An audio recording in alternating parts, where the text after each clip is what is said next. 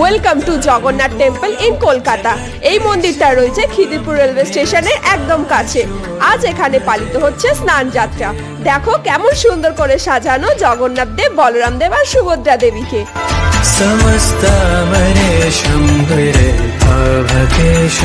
এই মন্দিরটা খোলা থাকে সকাল 6টা থেকে দুপুর 1টা আর বিকেল 4টে থেকে রাত্রি 9টা পর্যন্ত।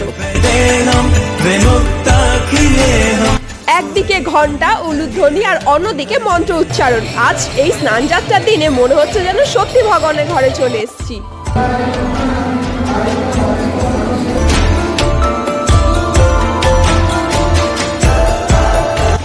আর হ্যাঁ, এখানে কিন্তু প্রতিদিনই ভোগ প্রসাদ বিতরণ করা হয়। ভোগ প্রসাদ গ্রহণ করতে গেলে তোমাদের আগে থেকে বুকিং করে রাখতে হবে। আমি বুকিং নাম্বার ডেসক্রিপশনে দিয়ে রাখলাম। স্নান যাত্রার ফুল ডিটেলস ভিডিও রইল রিলেটেড ভিডিওতে, চাইলে আপনারা চেক আউট করতে পারেন।